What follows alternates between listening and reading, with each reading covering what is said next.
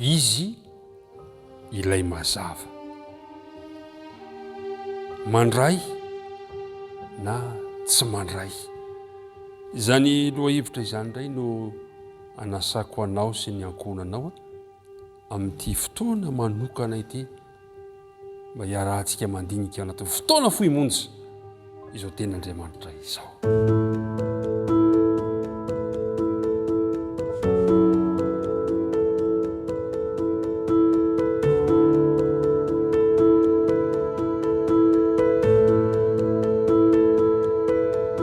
Dia manolotra mandrakariva ny fiarabana ho anao. Ny fiarabana tokoa mantsy no mariky ny fifandraisanam-po ka dia miarahaba anao satria efa mifankazatra mandrakariva isika ary manasanao hatrany taona ny hafa mba hiaraka amin'dinika amintsika izao dia ny fiarah-mianatra ny ten'Andriamanitra izao. Ity ampiandohana dia hoy aho hoe ny fahasoavan'i Jesosy ny eo aminao hatrany hatrany ary ny fiadanany anenika ny fo mampanahintsika tsirairay avy.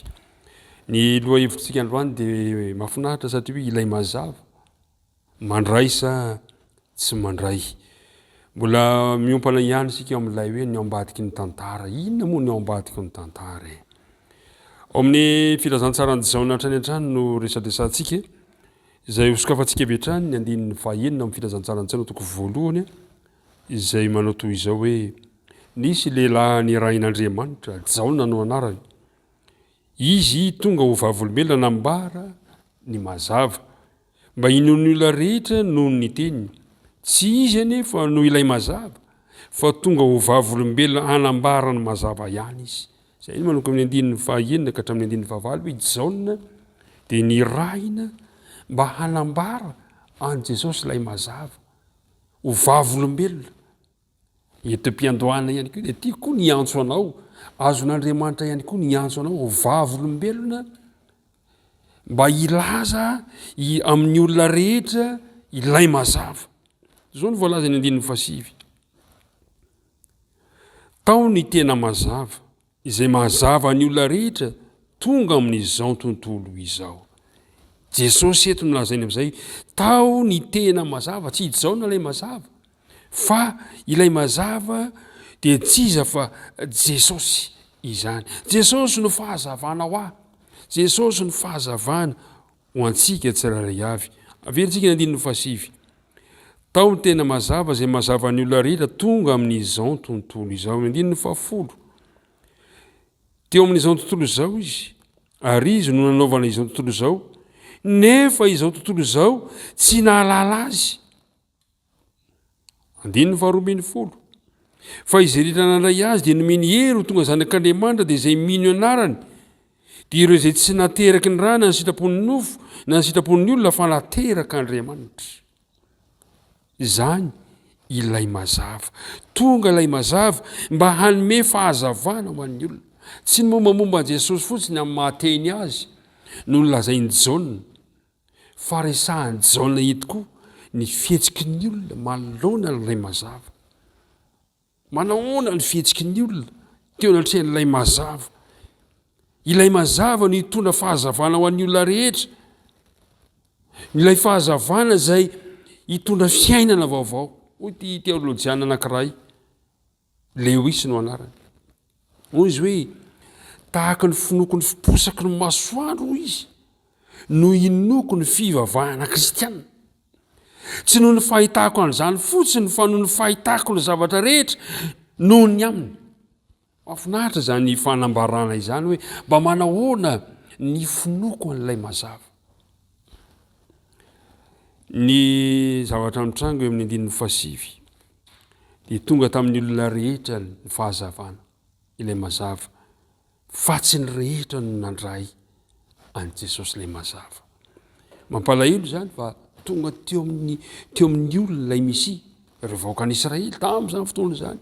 Satria ny vahoakan'Israely mantsy no firenena no fidian'Andriamanitra manokana mba ilaza ny hatsaran'Andriamanitra saingy indrisy fa maro tamin'ireo vahoaka an'Andriamanitra no tsy nety nanaiky an Jesosy ho Mesia. Ianao koa efa nofidian'Andriamanitra ianao fa ny fanontaniana petraka move hiazona anaiky an Jesosy ho Messia ilay fahazavana. I Paoly dia tamin'ny fotoanandro dia nanorotsorotra lohahevitra mampalahelo ny amin'ny tsy nandraisan'ny olona an Jesosy. Amin'ny Romanina toko 7 ka hatramin'ny Romanina toko 9 no misy an'ilay tantara fa ao no namariparitany i Paoly ireo fihetsika nasaon'ny Jiosy tamin'izany fotoana izany zay tsy nanaiky tsy nandray an Jesosy. Any ka ny jentilisa indray no saika nandray an Jesosy ka nampitandrina ny jentilisa indray mba tsy izaozaony amin'ny Jiosy no nanekeny an Jesosy ho tombo sy mpamonjy azy. Ry mpiara-mianatra namako isany, manahoana ny fandraisanao an Jesosy? Mitondra fiainana, mitondra fahazavana ho anao izy. Ary izay no mahafinaritra eo amin'ny 1:12 izy hoe fa izay rehetra nandray azy, izay rehetra nandray azy, ianao zany dia afaka iantefany io teny io raha mandray azy. Ina nomeny azy, ina nomeny anao? Dia nomeny hery ho tonga zanak'Andriamanitra. Nomeny hery, dikany hoe nomeny hery, nomeny fahefana, nomeny anarana, nomeny hery ho tonga zanak'Andriamanitra dia izay mino ny anarany. Mahafinaritra ny fanomezana omen'Andriamanitra an'izay mandray azy. Ary zay no any an-tanako atsika. Zay ny antony nandro tamin'ny jaona ity filazantsara ity, mba inoko, mba inon'ny olona rehetra fa Jesosy no Kristy zanak'Andriamanitra ary mba hanana ny tsiraray avy fiainana amin'ny anarany. Raha mino aho, raha mino ianao. Hiatrika tontolo andro isika ankehitriny. Iriko mba ho tontolo andro andraisanao an'ilay mazava ka zay mifanerasera aminao dia ahita le fahazavana ao aminao. Satria tahaka ny Jaona, ny rahana i Jaona ilaza ilay mazava ho vavolombelona amin'ny rehetra fa i Kristy no ilay mazava. Ka ianao ihany koa raha hiatrika ny tontolo andro androany satria nanapa-kevitra ianao handray an'ilay mazava dia hisy fahazavana atosaka ao eo amin'ny olona. Dia izao no zavatra ambara ozy hoe ny tanjony Jaona dia mba tonga ny olona ho voavonjy no ilay mazava, no ilay finoany an Jesosy Kristy satria Kristy no mpamonjy ny tenany. Ty koa raha mba mpamonjy ny tenanao Jesosy alohany. Tiako ihany koa raha mba izy ilay mazava eo amin'ny fiainanao. Fa ny fanontaniana mba ho saintsainao mandritra ny tontolo andro.